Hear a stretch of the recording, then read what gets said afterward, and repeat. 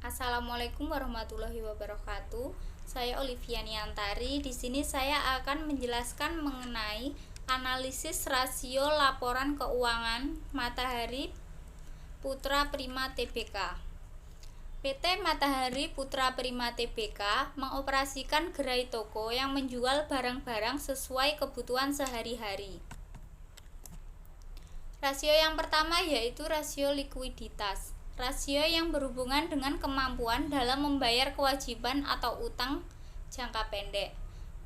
Cara yang digunakan dalam menghitung rasio likuiditas yaitu yang pertama, current ratio atau CR. Yang kedua, quick ratio atau QR. Current ratio atau CR rumusnya yaitu aktiva lancar dibagi hutang lancar dikali 100%. Tahun 2019 yaitu 1.904.047 rupiah dibagi 671.788 rupiah dikali 100% sama dengan 283,45%. Pada tahun 2020 yaitu 1.535.266 rupiah dibagi 1.562.678 rupiah dikali 100% sama dengan 98,24%. Analisisnya yaitu berdasarkan hasil perhitungan dapat diketahui bahwa CR mengalami kenaikan dari tahun 2019 ke tahun 2020. Hasil perhitungan CR tahun 2019 adalah sebesar 283,45%, yang artinya setiap 1 rupiah hutang lancar dijamin oleh 2,8345 aktiva lancar. Sedangkan pada tahun 2020 CR-nya sebesar 98,24%, yang artinya setiap 1 rupiah hutang lancar dijamin oleh 0,9824 rupiah aktiva lancar. Dengan analisis yang telah dilakukan, maka dapat diketahui bahwa pada tahun 2019 perusahaan dalam kondisi yang baik namun menurun pada tahun 2020 menjadi 0,98%. Karena angka yang ditunjukkan di bawah 1, maka dikatakan bahwa perusahaan berada dalam kondisi yang kurang baik. Yang selanjutnya yaitu quick ratio. Rumusnya aktiva lancar dikurangi persediaan dibagi hutang lancar kali 100%.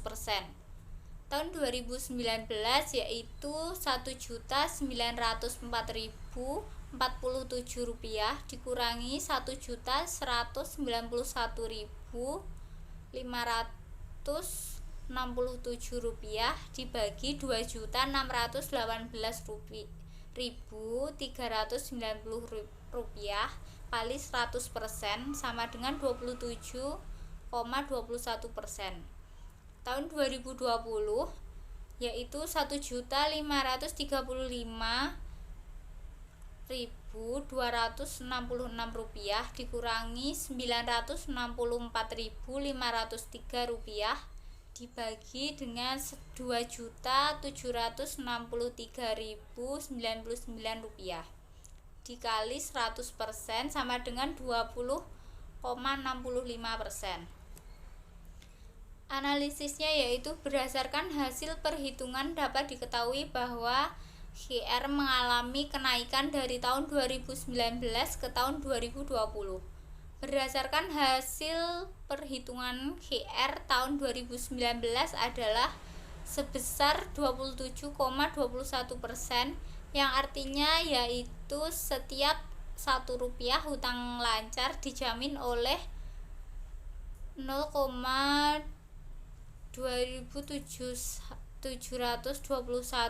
rupiah aktiva yang lebih liquid. Sedangkan pada tahun 2020 QR-nya sebesar 20,65%, yang artinya setiap Rp1 hutang lancar dijamin oleh 0,2165 rupiah aktiva yang lebih liquid. Dengan analisis yang telah dilakukan, maka dapat diketahui bahwa perusahaan belum memiliki kemampuan likuid yang baik karena angka yang ditunjukkan masih di bawah 3. Yang selanjutnya yaitu rasio leverage. Rasio yang berhubungan dengan sumber dana yang berasal dari hutang. Cara yang digunakan dalam menghitung rasio leverage yaitu yang pertama total debt to total asset ratio TD to TA, dan yang kedua yaitu total debt to total equity ratio TDE. Yang selanjutnya yaitu perhitungannya. TD to TA sama dengan total hutang dibagi total aktiva kali 100%. Tahun 2019 yaitu 3.290.128 rupiah dibagi 3.820.809 rupiah dikali 100% sama dengan 86,11%. Tahun 2020 yaitu TD to TA sama dengan 4.325.777 rupiah dibagi 4.510.511 rupiah dikali 100% sama dengan 95,90%.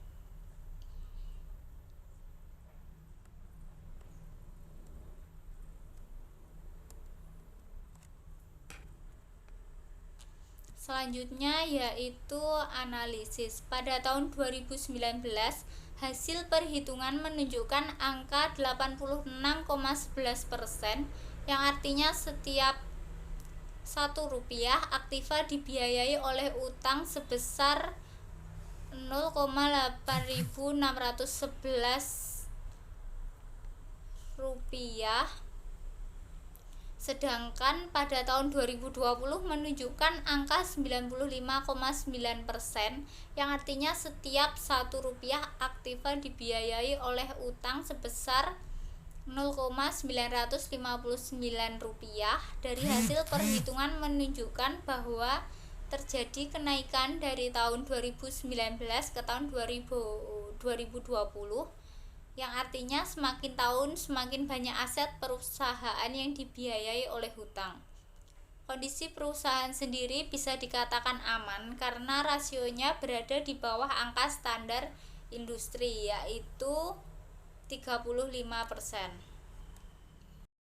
Yang selanjutnya yaitu total debt to total equity ratio atau TDE.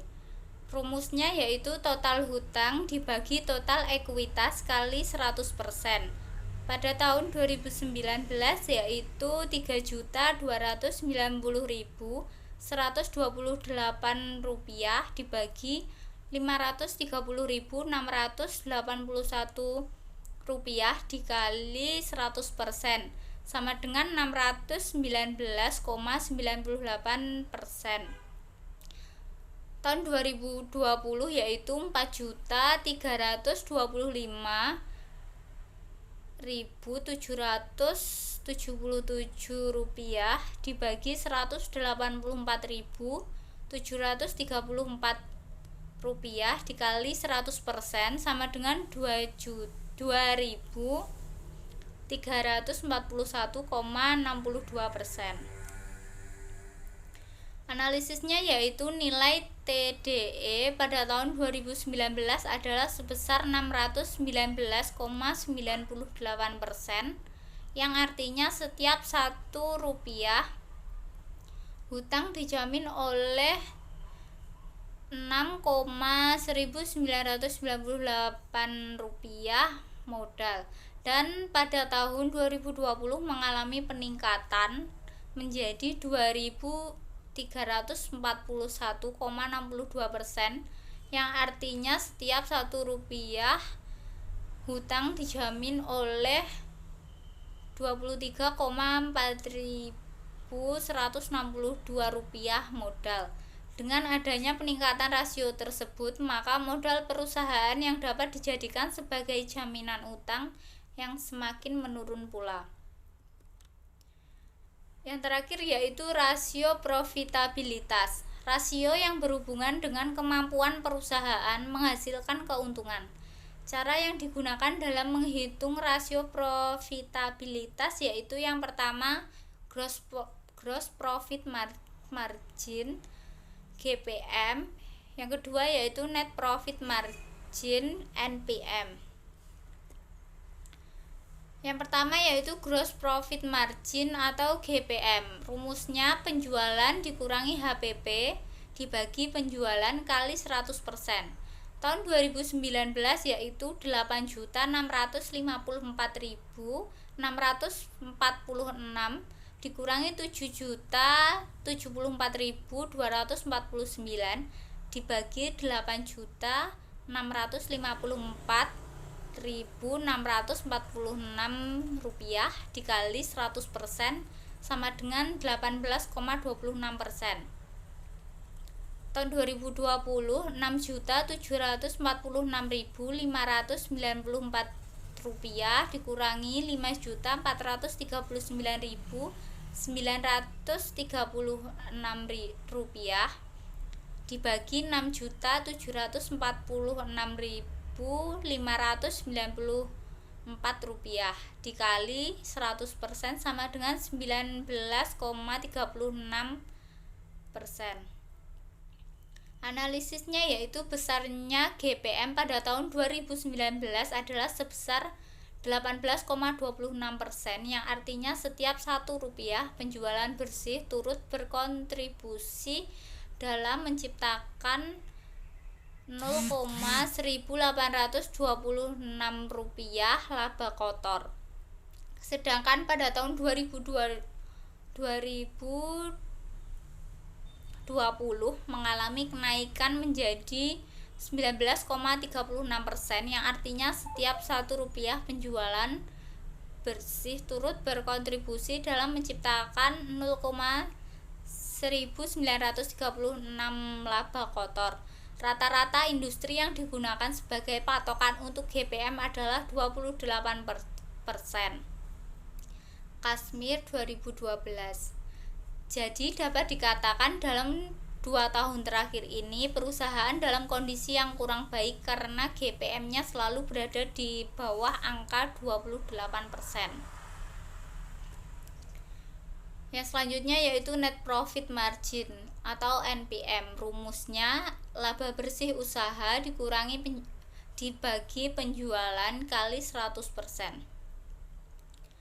Tahun 2019 552.674 rupiah dibagi 8.654.646 rupiah kali 100% sama dengan 6,38%. Tahun 2020 yaitu 405.307 rupiah dibagi 5.439.936